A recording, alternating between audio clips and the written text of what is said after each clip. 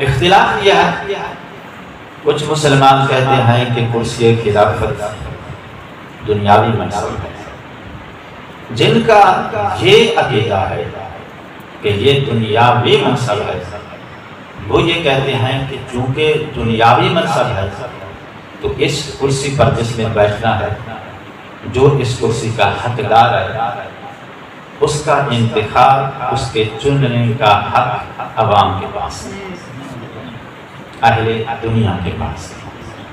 کیوں؟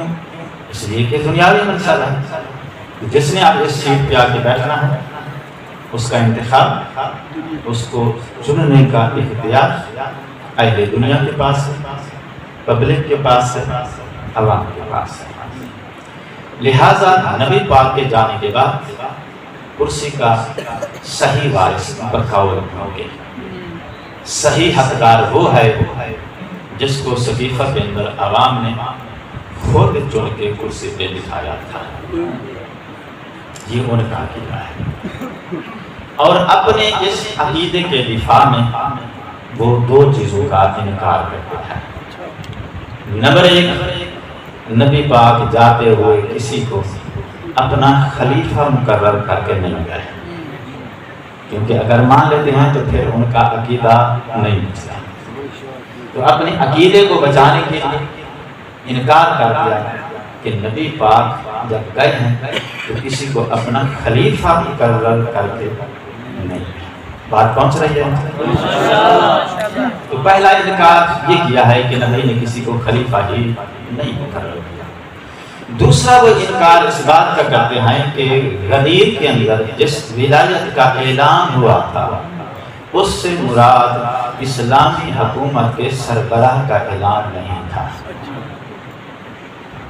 اس اعلان ولایت سے مراد کسی کی یاری کا اعلان تھا۔ اب وقت میں گنجائش نہیں ہے ان ساری باتوں کو کھولا جائے، تو وہ مولا کا معنی یار کرتے ہیں، اسلامی حکومت کا سربراہ نہیں کرتے۔ تو دو چیزوں کا انکار کیا اپنا عقیدہ بچانے کے لیے، نبی نے کسی کو خلیفہ مقرر نہیں کیا، اور غدیر میں جو اعلان ہوا تھا وہ اسلامی حکومت کے سربراہ کا نہیں بلکہ مولا علی کی دوستی کا اعلان ہوا تھا۔ یہ ہے کچھ مسلمانوں کا عقیدہ کرسی خلافت کے متعلق۔ اب میں چاہتا ہوں اپنے دوران تک اب مذہب حق کا جو عقیدہ ہے وہ بیان کریں۔ ہمارا عقیدہ یہ ہے کہ کرسی خلافت دنیاوی نہیں، یہ سماوی منصب ہے۔ جب منصب سماوی ہے تو پھر اس سیٹ پر جس نے نبی کے بعد بیٹھنا ہے، جو اس کرسی کا صحیح حقدار ہے، اس کو منتخب کرنے کا اختیار عوام کے ہاتھ میں نہیں بلکہ اللہ کے ہاتھ میں ہے۔ یہ ہمارا عقیدہ ہے، اور ہم اپنے اس عقیدے کی روشنی میں برملا اعلان کرتے ہیں، نبی جب دنیا سے گئے ہیں تو جانے سے 2 مہینے پہلے اپنا خلیفہ بھی مقرر کر کے گئے ہیں، اور غدیر کے اندر جو اعلان ہوا تھا وہ دوستی کا نہیں، حکومت اسلامی کی سربراہ کا اعلان ہے۔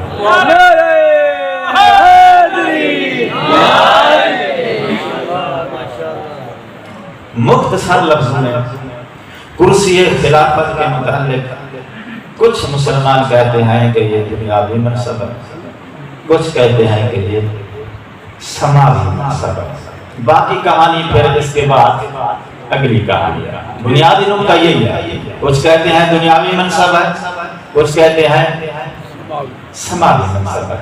اب اللہ کے نبی صرف کرسی خلافت کو چھوڑ کر نہیں گئے، کرسی خلافت کے ساتھ ایک اور چیز بھی چھوڑ کر گئے ہیں، اور وہ ہے اللہ کا قرآن۔ اور قرآن کے بارے تو کوئی مسلمان اختلاف بحث جھگڑا کر ہی نہیں سکتا، سماوی کتاب ہے یا دنیاوی کتاب ہے، جو جاگ رہے ہیں۔ تو کتاب کے بارے میں تو یہ بحث ہو ہی نہیں سکتی یہ دنیاوی ہے یا، تو پوری دنیا کا تمام عالم اسلام کا اتفاق ہے کہ قرآن سماوی کتاب ہے۔ جب سماوی کتاب ہے تو پھر اس کا وارث اہل دنیا منتخب نہیں کر سکتی، کتاب سماوی ہے تو اس کے وارث کا انتخاب بھی وہی کرے گا جو کتاب السما کا مالک اور وارث ہے۔ تو عالم اسلام سے نجفی کا سوال فقط اتنا ہے، کرسی خلافت کے متعلق تو تم نے جھگڑا کر دیا کہ یہ سماوی منصب ہے یا دنیاوی۔ دنیاوی ہے تو حقدار وہ ہوگا جس کو اہل دنیا نے چنا، سماوی ہے تو اس کا صحیح وارث وہ ہوگا جس کو اللہ نے چنا۔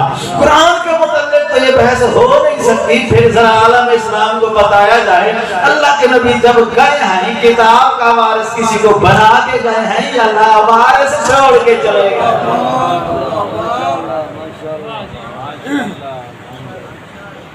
کتاب کا بھی کسی کو وارث نبی نے بنایا ہے یا لا وارث چھوڑ کے چلے گئے ہیں؟ سوال وائرل ہے یا نہیں ہے؟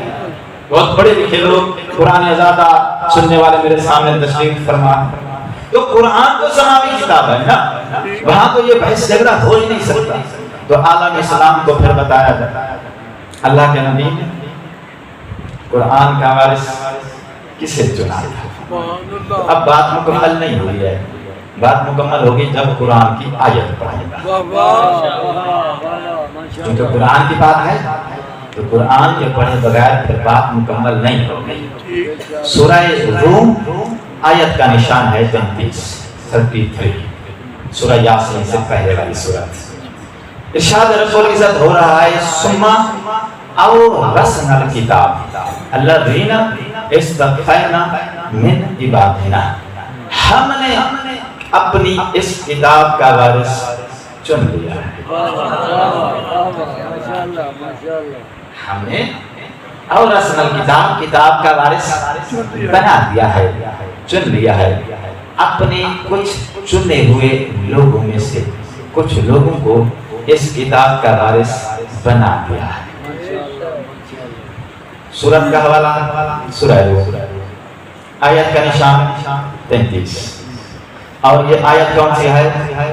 وارث قرآن والی آیت۔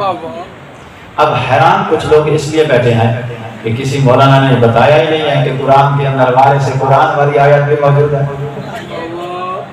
چونکہ بڑی مدت سے مسجد کا لاؤڈ اسپیکر خاموش ہے، مسجد کے مینار سے کبھی آواز نہیں ہے۔ مولانا صاحب یوسف زلیخا کا قصہ جھولے لے لے کر بیان کرتے ہیں، مگر کبھی امت کو یہ نہیں بتایا گیا کہ قرآن کے اندر وارث قرآن والی آیت بھی موجود ہے۔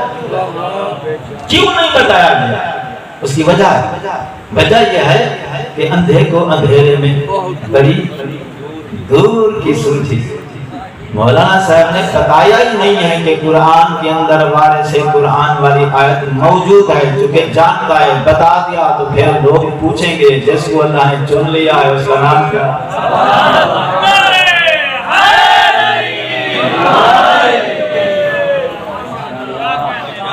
جب بتائیں گے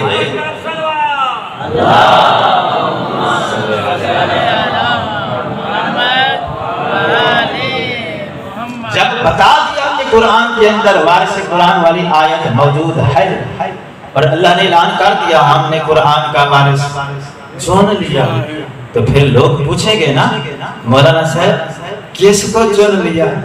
تو نام بتانا پڑے گا نا۔ تو مولانا صاحب نے یہ راز میں بات کیوں رکھی ہوئی ہے؟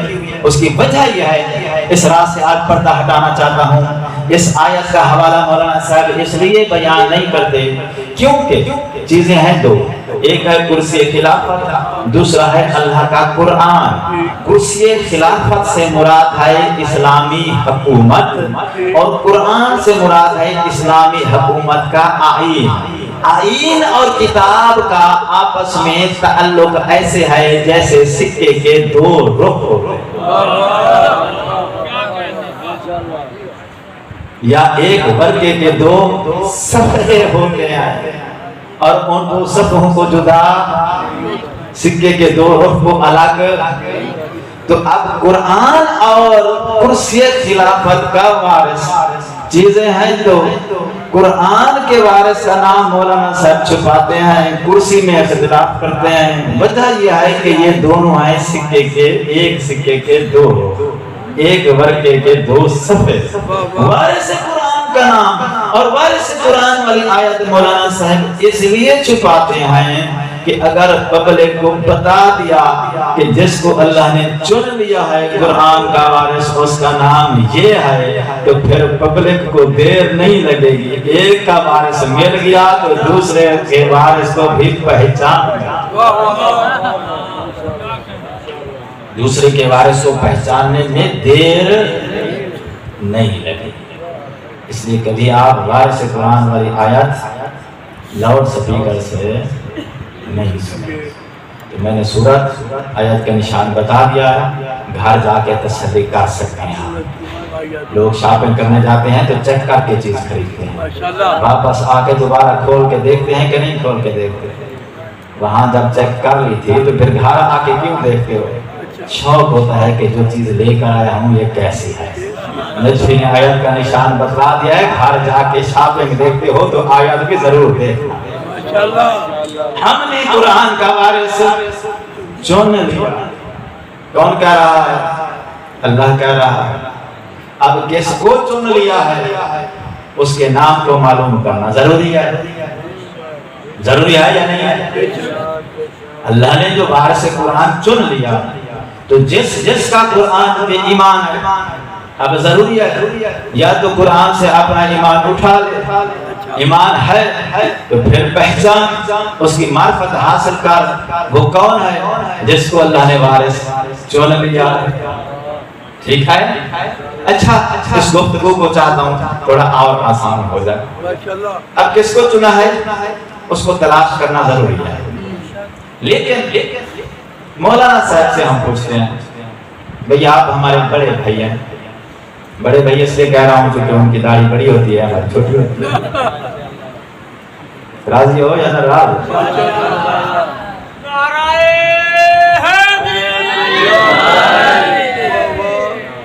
تو بڑے بھائی سے سوال کر سکتے ہیں۔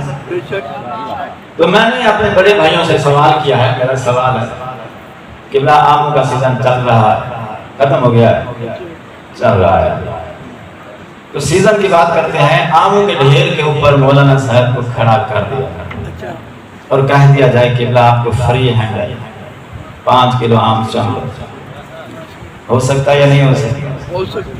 مولوی صاحب کو 5 کلو آم چننے کا اختیار مل جائے کوئی بڑی بات نہیں ہے یار۔ چنا اس وقت جاتا ہے جب سب کا لیول، سب کا درجہ، سب کی کلاس ایک جیسی نہ ہو۔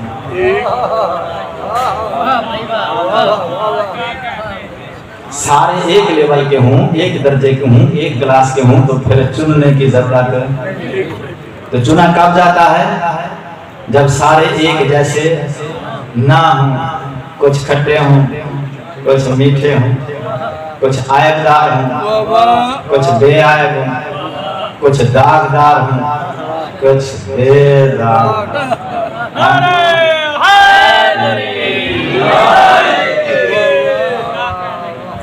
تو چننے کی ضرورت تب ہوتی ہے جب سب کا لیول ایک جیسا نہ ہو، کچھ کھٹے ہوں، کچھ میٹھے ہوں، کچھ پکے ہوں، کچھ کچے ہوں، کچھ کوڑے ہوں، کچھ سچے ہوں،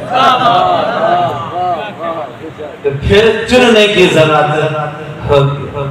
اللہ فرما رہا ہے کہ ہم نے قرآن کا وارث چن لیا۔ جب اللہ کہہ رہا ہے ہم نے چن لیا ہے تو پھر شرم نہیں آتی یہ کہتے ہوئے سارے شرم آنی چاہیے۔ تو اب مولانا صاحب کو فری ہینڈ دے دیا جائے، قبلہ آپ ہمارے بڑے بھائی ہیں، آموں کا سیزن چل رہا ہے تو آپ 5 کلو آم چن لیں۔ تو اب اپنے ذہن میں ذرا سوچ کے منظر مجھے ذرا سمجھائیں، مولانا صاحب کیسے آم چنیں گے؟ کھٹے، داغی، عیب دار، متفق ہیں سارے لوگ؟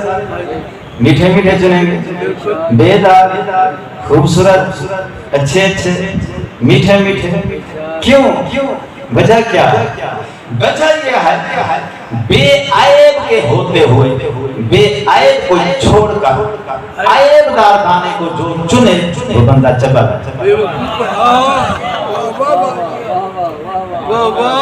یہی فیصلہ ہے نا سب کا. بے عیب ہو, بے داغ ہو, موجود ہو اسے چھوڑ کر جو عیب دار کو چنے. وہ بندہ عقل مند نہیں ہے, وہ بے وقوف ہے. اس لیے مولانا صاحب سمجھدار وہ عیب دار کو نہیں چنتے, بے عیب کو چھوڑ کر عیب دار دانا نہیں چنتے. سمجھدار ہیں یا نہیں ہے؟ تو مولانا صاحب اللہ نے تجھے یہ عقل دی ہے, فیصلہ تو تو نے کر دیا ہے, بے عیب موجود ہو اس کو چھوڑ کر جو بندہ عیب دار کو چنے وہ سمجھدار نہیں ہے, وہ بندہ چبل ہے. تو پھر انصاف اور فیصلہ اپنے ضمیر سے پوچھ کر کبھی بتلانا. علی جیسے امام معصوم کی موجودگی میں 40 سال کے بتوں کے پرانے پجاری کو خلیفہ چننا, وہ بندہ جبل نہیں ہے.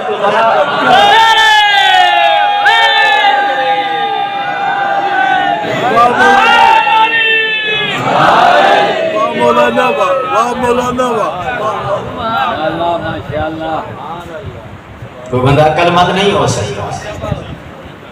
ایسا تو ایک چھوٹی سی اور مثال عرض کرتا ہوں. ولیمے میں ایسا ہوتا تو نہیں ہے کہ بڑا اور چھوٹا گوشت دونوں ایک ساتھ پکا دیا جائے, کبھی پک جائے. تو چھوٹے گوشت کو چھوڑ کر کوئی بڑا گوشت کھاتا ہوا آپ کو نظر نہیں آ, ایسا ہے یا نہیں؟ تو اللہ نے انسان کو, حضرت انسان کو اتنی عقل دی ہے کہ وہ عیب دار کو, بے عیب کو چھوڑ کر عیب دار کو پسند نہیں کرتا. چھوٹا گوشت موجود ہو تو اسے چھوڑ کر بڑے کی طرف ہاتھ, اچھا موجود ہو تو گندے کو پسند نہیں کرتا, شریف موجود ہو تو کمینے کو ترجیح. اللہ نے تجھے عقل دی ہے, وہ میرا اللہ جو ہے وہ کریم ہے, رحیم ہے, علیم حکیم ہے, جس نے تیری عقل کو بھی احسن تقویم کے ساتھ خلق کیا ہے. تیرے پاس اتنی عقل ہے, بے عیب کو چھوڑ کر عیب دار کو نہیں چنتا. جو اللہ علیم حکیم ہے تو مجھے یہ ذرا یہ بتا, تیرے پاس اتنی عقل ہے کہ عیب دار کو تو نہیں چنتا ہے, بے عیب کو چھوڑ کر. جو اللہ علیم حکیم اس عقل کا بھی خالق ہے, آیات تطہیر اہل بیت پہ نازل کر کے کسی پلید کو قرآن کا وارث کیسے چن سکتا؟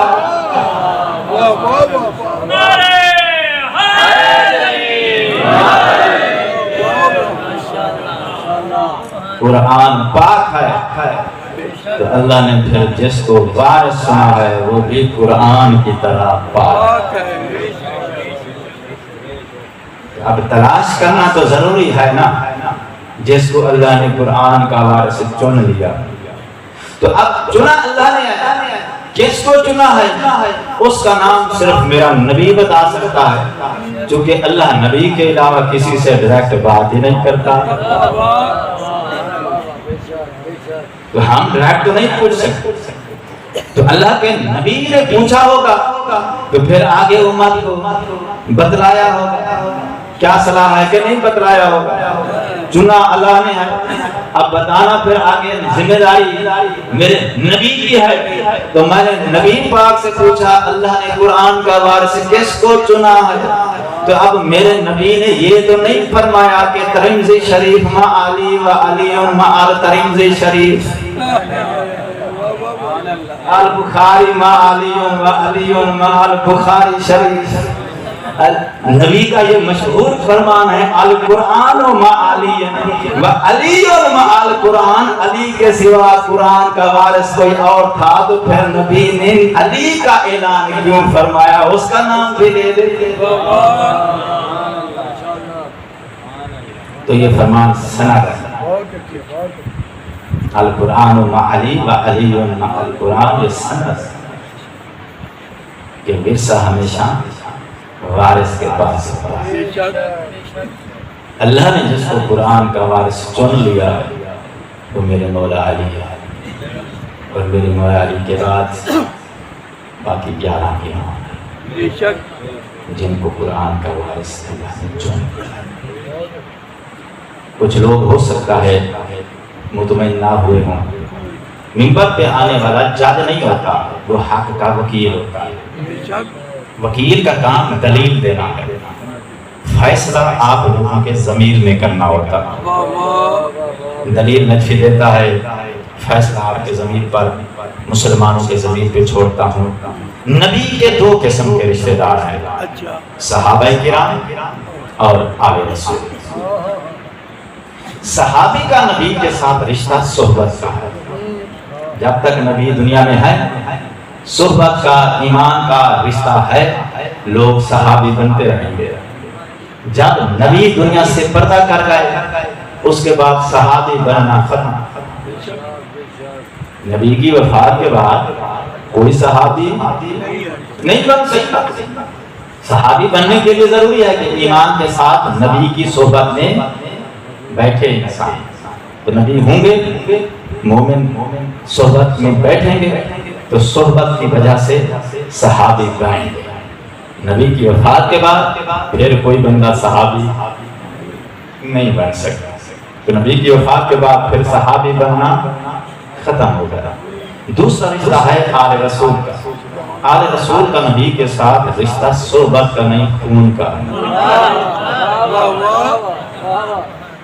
خون کے رشتے کے اندر اللہ نے یہ عظمت رکھیا ہے، نبی دنیا سے چلے بھی جائیں تو قیامت تک نبی کا خونی رشتہ دار دنیا میں آتا رہے.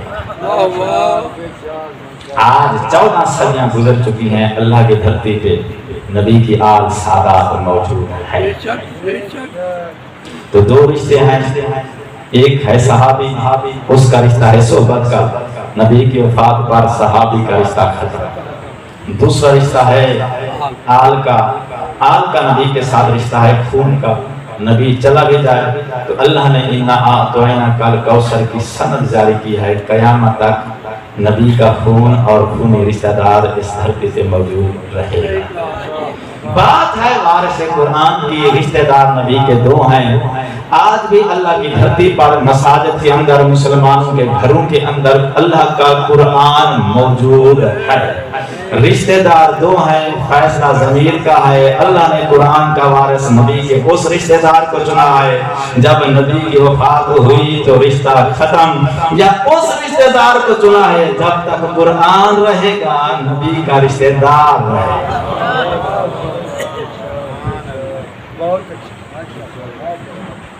اللہ نے قرآن کا وارث اپنے نبی کی آل کو چنا ہے. تاریخ کے اندر دو واقعات ملتے ہیں. پہلا واقعہ ملتا ہے سورہ توبہ کے شان نزول کے ضمن میں. سورہ توبہ تو یاد ہے نا سب کو؟ بھئی وہی سورت جس کی ابتدا میں بسم اللہ نہیں ہے. تو اس سورت کی جو تفسیر ہے، جو شان نزول ہے، اس کے ضمن میں فریقین نے یہ واقعہ لکھا ہے کہ جب سورہ توبہ نازل ہوئی ہے مسجد نبوی کے اندر منبر کے اوپر اللہ کا نبی تشریف فرما ہے، خطبہ خیز چل رہا ہے. آپ نے مجمع سے ایک بندے کو منتخب کیا، آواز دے کے فرمایا میرے کہنے. اللہ کے نبی نے فرمایا سورہ توبہ کی یہ پہلی 10 آیات. کتنی آیات؟ 10 آیات. نمبر مناسب تھا 10 آیات. یہ تیرے ذمہ لگا رہا ہوں، یہ لے لو. ہماری طرف سے جا کے اہل مکہ کو جا کے یہ 10 آیات تلاوت کر کے سنا. یہ قرآن کی تفسیر ہے. اللہ کے نبی نے اس کو ذمہ داری دے دی. لینے کے بعد یہ بندہ چلا گیا. جب یہ چلا مدینے سے باہر نکلا تو وہی نازل ہو گئی. خوش تھا، ہیرا کی طرح چوکیاں بھرتا ہوا جا رہا. رفتار تو ویسے بڑی مشہور ہے ان لوگوں، اور جس کو 10 آیات کی نمائندگی مل جائے تو بہت بڑا ایک اعزاز تھا. اللہ کا نبی کا ایک نمائندہ بن کے اہل مکہ کو جا رہا ہے. اور پرانے زمانے میں مکے میں ہوٹل نہیں تھے، رات گزارنے کے لیے کسی کے گھر ٹھہرنا پڑتا تھا. تو نبی پاک نے اس کو اس لیے منتخب کیا چونکہ اس کی وہاں کچھ رشتے داریاں تھے. بات سمجھ گیا؟ تو اللہ کے نبی نے اس کو ذمہ داری دے کے بھیج دیا. جب یہ روانہ ہوا مدینے سے باہر نکلا، اب یہ قرآن کی تفسیر ہے، فریقین نے لکھی ہے. ابھی یہ راستے نہیں تھا وہی نازل ہو گیا، جناب جبریل آ گئے، اللہ کے نبی اللہ کا سلام وعلیکم السلام۔ اللہ نے یہ کہا ہے کہ جس بندے کو آپ نے ذمہ داری دے کے بھیجا ہے اس بندے کے سر میں اتنا بھیجا نہیں، اس کے بھیجے میں اتنی صلاحیت نہیں ہے کہ یہ آپ کی ترجمانی کر سکا۔ تو کسے بھیجوں؟ فرمایا اللہ کہہ رہا ہے یا آپ خود جائیں یا اس کو بھیجو جو تم میں سے ہو۔ جس نے لفظوں کا سواد لینا ہے، مسجد نبی کا منظر جب جبریل نے کہا کہ خود جاؤ یا اسے بھیجو جو تم میں سے ہو، تاریخ و تفسیر دونوں نے لکھا ہے اللہ کے نبی نے مسجد نبوی کے اندر نبوت والی دائرہ نظر دوڑانے کے بعد فرمایا اینا علی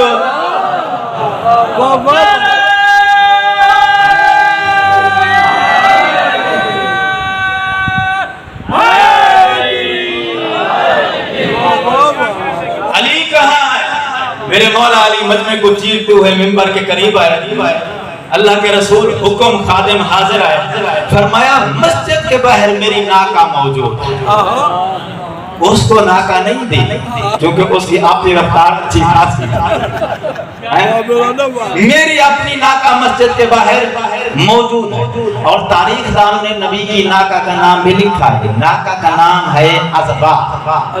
عزبا نامی ناکہ میری باہر موجود ہے، میری ناکہ پر سوار ہو جاؤ، یہ بندہ راستے میں جہاں ملے اس سے 10 آیات لے لو، میں حکم دیتا ہوں میرا ترجمان بن کر، میرا نمائندہ بن کر اہل مکہ کو جا کر 10 آیات کی تلاوت کر کے سنا۔ اب تاریخ یہ کہتی ہے کہ میرے مولا نبی کی سواری کے اوپر سوار ہوئے، ناکہ پہ سوار ہونے کے بعد اس بندے کا تعاقب کیا اور یہ بندہ ایک جگہ پر ایک بستی پر موجود تھا، اور تاریخ نے لکھا ہے اس بستی کا نام تھا ذوالحلیفہ، وہاں پہ پہنچا تھا یہ خلیفہ۔ ٹھیک ہے، مولا علی نے فرمایا وہ آیات میرے حوالے کا، اب حکم علی کا ہو تو بندہ کہے میں نہیں دیتا ہوں۔ بڑی مشکل کے ساتھ وہ آیات میرے مولا علی کے اس نے حوالے کیا، بیٹا یہ واپس چلا گیا، وہ میرے مولا ذمہ داری لے کے چلے گئے۔ اب وہ مسجد نبوی کے اندر خطبہ چل رہا ہے، یہ بندہ مجمع کو چیرتا ہوا دوبارہ سب لوگوں کی نظروں کے سامنے شکایتی نظروں کے ساتھ منبر کے قریب پہنچا۔ اللہ کے نبی مجھ کو علی نے مسترد کر دیا ہے۔ جب اللہ کے نبی نے دیکھا نا کہ علی کے شکایت لے کر یہ آیا ہوا ہے، ایک وقت ایک ہی دم رحمت کے چہرے پر جلا لایا، فرمایا خبردار تجھ کو علی نے نہیں اللہ نے مسترد کیا۔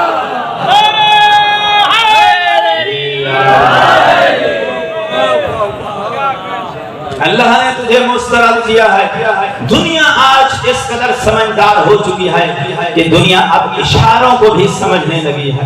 کچھ دن پہلے کا واقعہ ہے یا چند مہینے پہلے کا واقعہ ہے، پاکستان کی اسمبلی نے ایک وزیر اعظم کو مسترد کیا تھا، یاد ہے کسی کو یا نہیں ہے؟ تو بیچارہ ابھی تک سڑکوں کے اوپر دھکے کھا رہا ہے، حالانکہ بندہ بڑا فٹ تھا، لیکن اس کو اسمبلی نے مسترد کر دیا۔ تو مسترد کرنے کے بعد اس کو ہٹا دیا گیا۔ تو اب دنیا سے میرا سوال یہ ہے، جو بیدار لوگ ہیں ان سے میری گزارش ہے، چیلنج نہیں کرتا ہوں کیونکہ چیلنج پرچے ہو جاتے ہیں، گزارش کو پرچہ نہیں ہوتا۔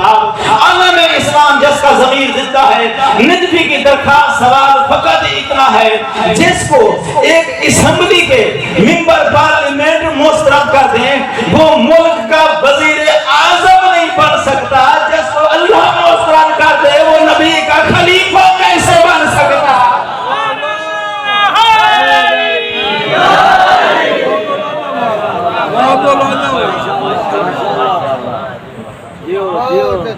تو قرآن کے اندر تفسیروں کے اندر تاریخ کے اندر یہ واقعہ موجود ہے۔ تو عالم اسلام کے لیے لمحہ فکریہ یہ ہے کہ اللہ کے نبی نے پورے قرآن ذمہ داری نہیں دی تھی، پوری سورت کی ذمہ داری بھی نہیں دی تھی، فقط 10 آیات کی ذمہ داری دی تھی نبی نے۔ اور اللہ نے فرمایا کہ یہ بندہ 10 آیات کے بھی لائق نہیں ہے۔ یہ قرآن کی تفسیر ہے، تاریخ ہے، فریقین نے اس کو لکھا ہے۔ ایک واقعہ مکمل ہوا، اب تاریخ سے دوسری شخصیت کا تعارف سنو۔ کتب تاریخ کے اندر، مقاتل کے اندر، تاریخ کے اندر واقعہ موجود ہے۔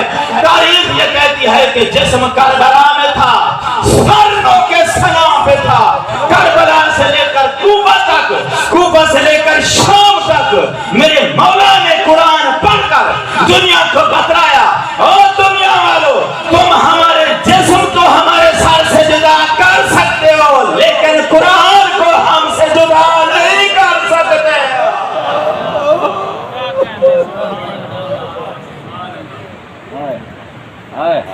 نیزے پہ پڑھ کے قرآن بتایا، وارث قرآن ایسے ہوتے ہیں۔ عزادارو قرآن کے وارثوں کے ساتھ نیزوں پہ چڑھتے ہیں۔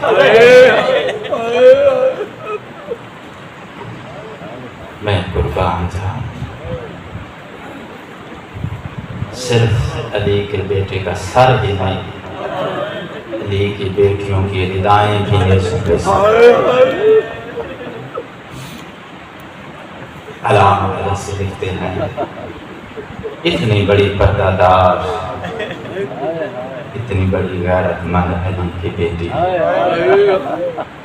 بھائی کے قاتل جب خیام میں داخل ہوئے، شمر نے منادی دی ہے، آل رسول کی چادریں لوٹ لیجیے۔ فوج نے چادر لوٹنے کے لیے، چادریں لوٹنے کے لیے جب ہاتھ بڑھائے، علامہ مجد سے لکھتے ہیں، اتنی بڑی پردہ دار علی کی بیٹی، مسلمانوں کے ہاتھ خشک ہو گئے، ہاتھ پیچھے کھینچ لیتے ٹھیک ہو جاتے، ہاتھ بڑھاتے خشک ہو گئے۔ فوج نے کہا، شمر ہمارے ہاتھ خشک ہو جاتے ہیں، ہم چادر نہیں چھین سکتے، حیا کرتے، کچھ خدا کا خوف کرتے۔ یہ لعین کہتا ہے، اگر ہاتھوں کے ساتھ چادریں اتارنا ممکن نہیں ہے، علی کی بیٹیوں کی چادروں کو نیزوں کے ساتھ تاریخ میں منظر لکھا ہے، جب نیزوں کے ساتھ چادریں اتاری گئیں، چادر کا ایک کونا نیزے پر ہوتا تھا، چادر کا دوسرا کونا نبی زادیوں کے ہاتھ۔ مسرو کے اتنا بہن کا، حسین قرآن پڑھ، ابھی سورج نیزے پر کچھ دیر باقی ہے، لوگ تیرا قرآن سنیں، میرا ننگا سر نہ دیکھیں۔ حسین خیموں کو آگ لگ گئی ہے، اندر رہوں جل جاؤں گی، باہر جاؤں مسلمان پڑھ، میں قربان جاؤں۔ تاریخ یہ لکھتی ہے کہ سیدانیوں کا قافلہ 11 محرم کو کربلا سے روانہ ہوا ہے، لیکن میرے مولا مظلوم کربلا کا سر 10 محرم کی عصر کے وقت جب لعینوں نے قلم کیا، 2 سپاہیوں کی ذمہ داری ڈیوٹی لگائی ہے، ایک کا نام ہے خولی بن یزید، دوسرے کا نام ہے حمید بن مسلم ازدی۔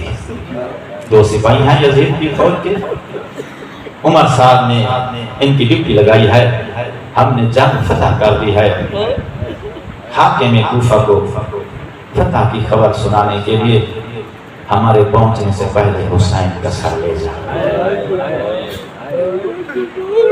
عصر عشور کے وقت یہ دونوں سپاہی میرے مولا کا سر لے کر کوفے روانہ ہو گئے ہیں، لیکن تاریخ یہ کہتی ہے کہ کوفہ کے شہر میں داخل ہونے سے پہلے ان کو رات ہو گئی، اور پرانے زمانوں میں جب رات ہو جاتی شہروں کے در بند کر دیے جاتے تھے۔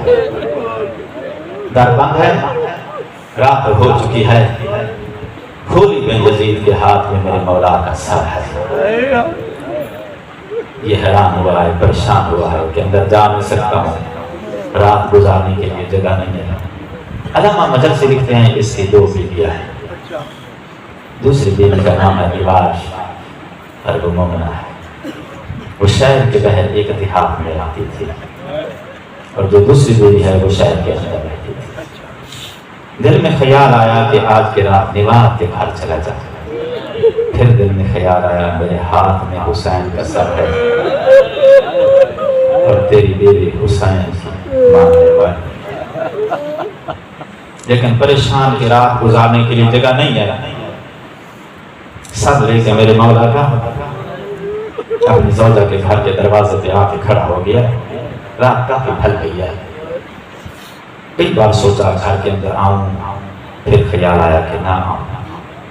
اچانک ذہن میں خیال آیا کہ کسی جگہ سر کو چھپا دیتا۔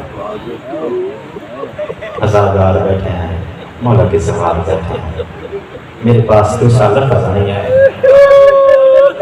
میرے پہلے میں بھی دل ہے، جرت نہیں ہے، لفظ پڑھ نہیں سکتا ہوں۔ عزادار مجھے معاف کرنا، ناظرہ شمال زہرا کے لال کا سر چھپانے کے لیے جب اس کو کوئی جگہ نہ ملی، اس کے گھر کی بیوی کے پہلو میں ایک تنور تھا۔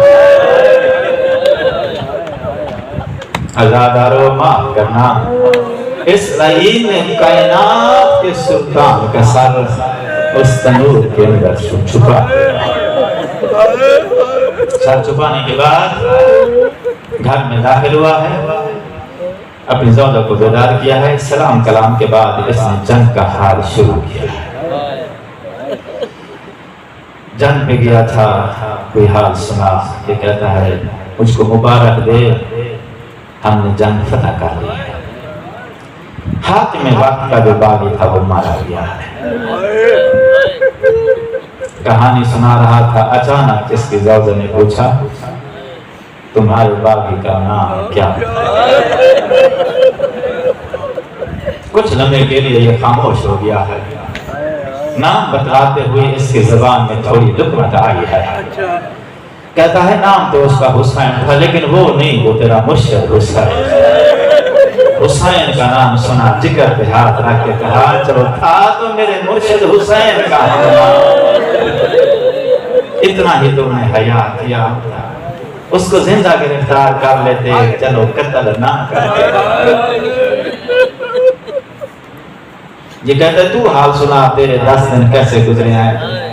یہ مومنہ کہتی ہے تیرے چلے جانے کے بعد محرم کا چاند جب نظر آیا، مجھے سمجھ نہیں آتی کہ زندگی میں میں نے پہلا محرم ایسا دیکھا ہے، میرا رونے کو جی چاہیا۔ 10 دن سے میں مسلسل اداس ہوں، 10 دن سے مسلسل پریشان ہوں، اداس ہونے کا سبب سمجھ نہیں آیا، کیوں پریشان ہوں کوئی مجھے سمجھ نہیں آیا، لیکن جب سے یہ میں نے چاند دیکھا ہے میرا رونے کو جی چاہیا۔ جنگ پر جانے سے پہلے تو نے وعدہ کیا تھا جنگ فتح ہو گئی تو واپس آ کر تیرے لیے سواری کا انتظام کروں گا، اپنا وعدہ وفا کر میرے لیے سواری کا انتظام کر، مدینے جاؤں گی، اپنی مرشد زادی کی زیارت کروں گی، اللہ میری پریشانیوں کو دور کرے گا۔ میں جانتی ہوں میری پریشانیوں کا علاج صرف یہی ہے، میں مرشد زادی کی زیارت کروں گی، دنیا کا غم بھول جاؤں گی۔ اس نے وعدہ کیا کل صبح ہوئی تو تیرے لیے سواری کا انتظام کروں گا۔ بات کو رات کو چھپانے کی اس نے کوشش کی ہے، رات ڈھل گئی، تہجد کا وقت ہوا ہے، یہ مومنہ فجر کی نماز کے لیے تہجد پڑھنے کے لیے بیدار ہوئی ہے، کمرے سے باہر حجرے میں آئی، عجیب و غریب اس نے منظر دیکھا، اس کے گھر کے پورے صحن کے اندر روشنی پھیل چکی ہے۔ اس کے ذہن میں خیال آیا ہو سکتا ہے رات کو سونے سے پہلے میں نے تنور کی آگ خاموش نہ کی، شاید وہ آگ جلتی رہی ہے، اس کی روشنی سے میرا ذہن روشن ہو گیا۔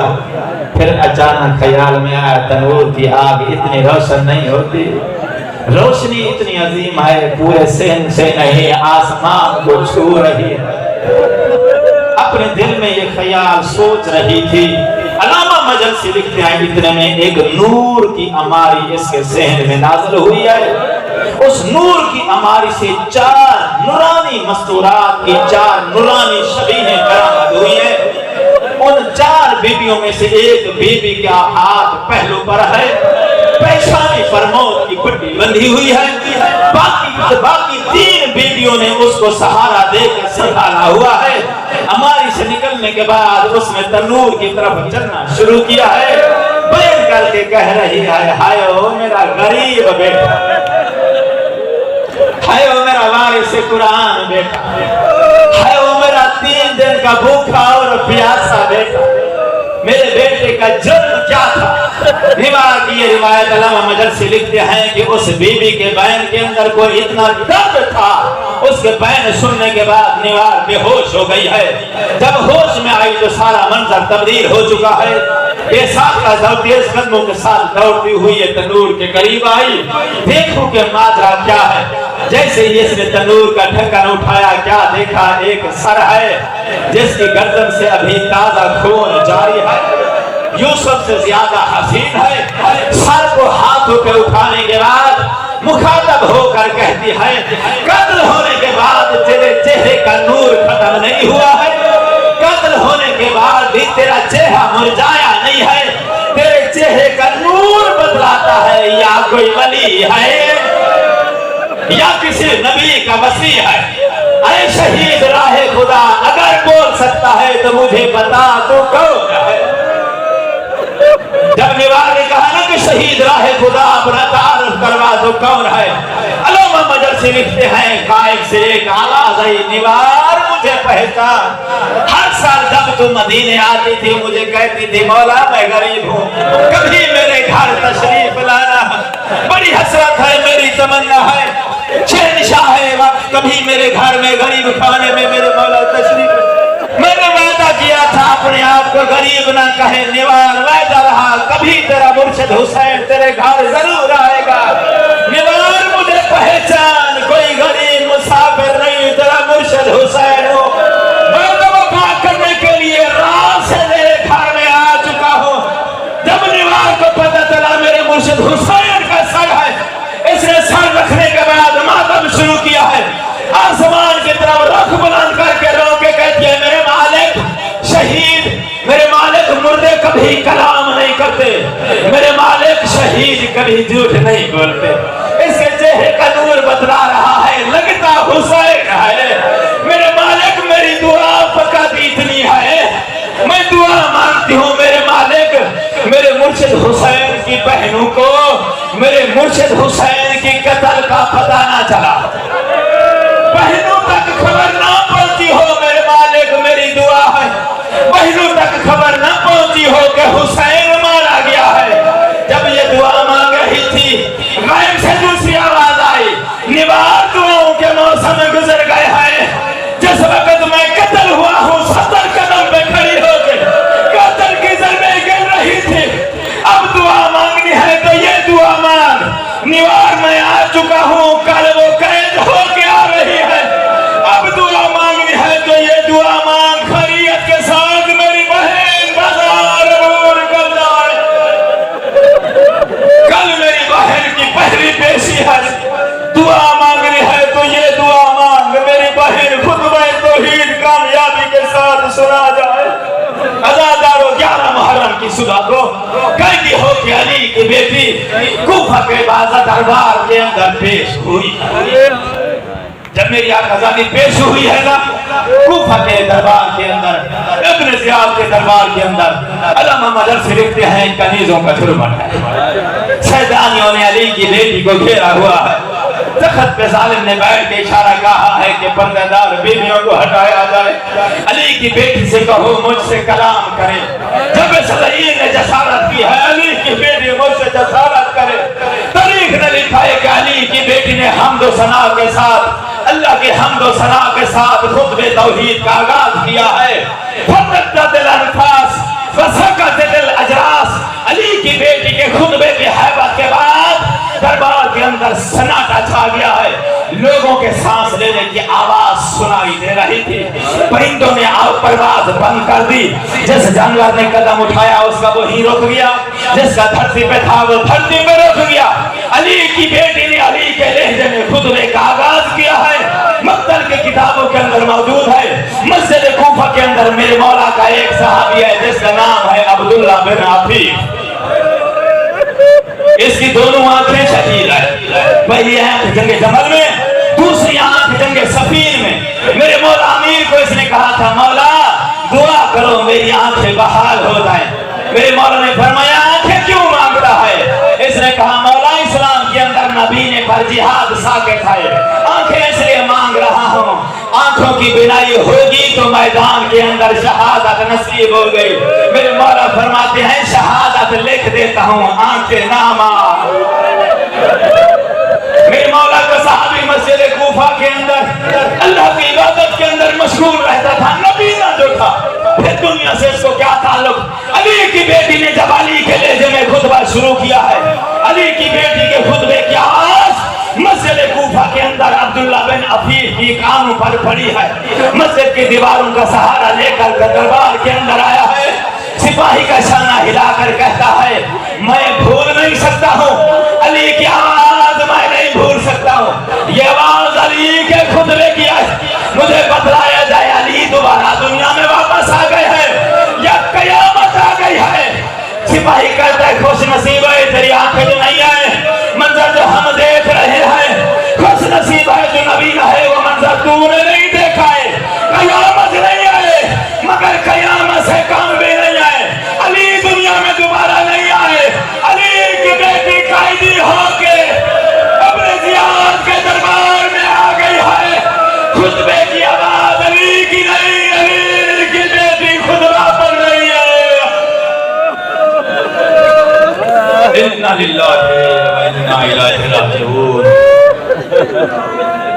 سَيَعْلَمُ الَّذِينَ ظَلَمُوا أَيَّ مُنقَلِبٍ يَنقَلِبُونَ وَلَعْنَةُ اللَّهِ عَلَىٰ الظَّالِمِينَ۔ میرے مالک ہماری اس قلیل سے عبادت کو اپنی بارگاہ میں قبول فرما، میرے مالک ہمارے صغیرہ و کبیرہ گناہ کو معاف فرما، ہمارے والدین کے صغیرہ و کبیرہ گناہ معاف فرما، ہمارے مرحومین کے صغیرہ و کبیرہ گناہ معاف فرما۔